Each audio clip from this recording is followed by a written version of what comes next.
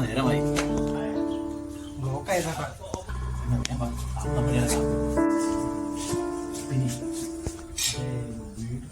പറമ്പ് പിന്നെ റബ്ബർ തോട്ടും അതെനിക്ക് പിന്നെ പറഞ്ഞതൊന്നും മറന്നു പോകണ്ട. അതൊക്കെ ഇടന്നെടുത്തു, അതെനിക്ക് പള്ളിമുക്കിലുള്ള 6 മുറി പീടിയ അത് ഞാൻ അയക്കുന്നില്ല. എന്ത് ചെയ്യും? പിന്നെ വലിയ കാര്യം എന്താ ചെയ്യുന്നത്? അവൻ കാരണം ഇത്രയും കാലം നടക്കാതെ പോയി. ഇനി അവനെ കൊന്നിട്ടാലും ശരി ഇതൊരു തീരുമാനം ഉണ്ടാകും. എന്താണോ?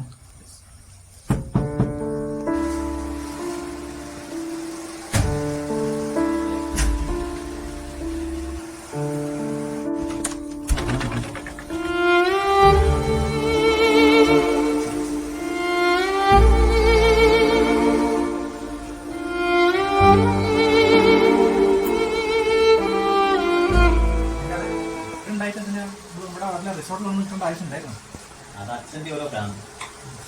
നിങ്ങളെന്തെങ്കിലും ഭ്രാന്ത് നോക്കുവോ? അല്ല സജീവൻ എവിടെ? അവൻ വന്നോളൂ. എന്തൊക്കെയാ തീരുമാനങ്ങൾ? എന്തൊക്കെ തീരുമാനങ്ങളാ? അച്ഛൻ അതൊക്കെ ഉറപ്പിച്ചിട്ടുണ്ടാവും. ഇനി ഇത് വെച്ച് നീട്ടാൻ പറ്റില്ല. ഇന്നൊരു തീരുമാനം ഉണ്ടാവുന്നത്. ഞാനൊരു കാര്യം പറയാം.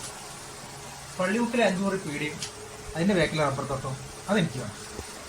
അങ്ങനെയാണെങ്കിൽ വീടും 25 ഏക്കറയും അതെനിക്ക് തന്നേക്കണം. അല്ല, ഇതൊക്കെ നിങ്ങൾ തീരുമാനിച്ചാൽ മതിയോ? എനിക്കൊരു മാനം കൂടി ഇല്ല, നിങ്ങളെ മൂത്തൊരാള്. അവനോട് വരണ്ടേ? അവനോടും കൂടി ചോദിക്കണ്ടേ? എന്തിനാ അച്ഛാ? അവന് ഞങ്ങളില്ലേ? ഞങ്ങൾ നോക്കില്ല അവനെ. എന്തേ?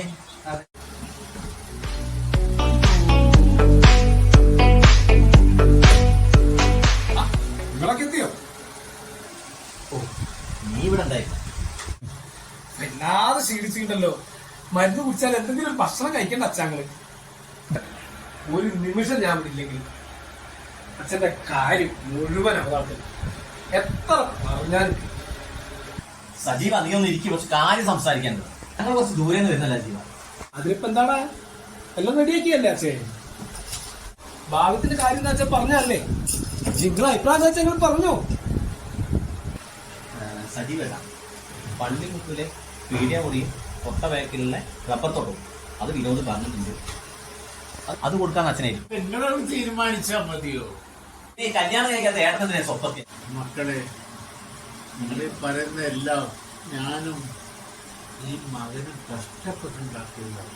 ഞാനിവിടെ വന്നപ്പോ വെറും കയ്യോടെ വന്നവനാ. നിങ്ങളീ പറഞ്ഞതൊക്കെ ഇവനല്ലാതെ മറ്റാർക്ക് കൊടുക്കാനാണ് ഞാൻ. നിങ്ങൾക്ക് കിട്ടേണ്ടതാണെങ്കിൽ നിങ്ങൾക്ക് കിട്ടും. ഇതിനാണോ ഞങ്ങൾ അവിടെ വിളിച്ചു വരുത്തിയത്? അച്ഛാ, ഇത് ഞങ്ങളോട് വേണ്ടിയിരുന്നില്ല. നീ ആയിരിക്കില്ല എന്റെ പുറകിൽ. ഇപ്പൊ കാര്യങ്ങളൊക്കെ വ്യക്തമായല്ലോ. കിട്ടേണ്ടതെല്ലാം എല്ലാവർക്കും കിട്ടിയല്ലോ. ഇനിതാ എല്ലാരും അങ്ങോട്ട് നീക്കോളെ. അച്ഛാ, ഞങ്ങളോട് ഇത് വേണ്ടിയിരുന്നില്ല. പാവമാണെന്ന് കരുതി പാമ്പിനാണല്ലോ പാല് കൊടുത്തത്. ഈ അച്ഛന്റെ കാര്യത്തിന് ഞങ്ങൾ ഇങ്ങോട്ട് വിളിക്കണ്ട.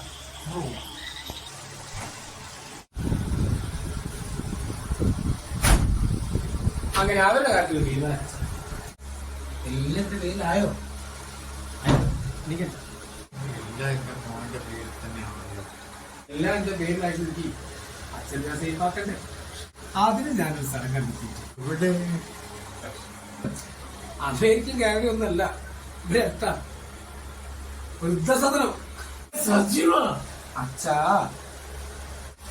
അച്ഛൻ പേടിക്കണ്ട. അച്ഛന്റെ പ്രായത്തിലുള്ള ഇഷ്ടംപോലെ ആൾക്കാരാണ് ഇവിടെ. ഓരോ സമയത്തിനുള്ള ഫുഡും കാര്യം ഒക്കെ അച്ഛനെ കിട്ടും.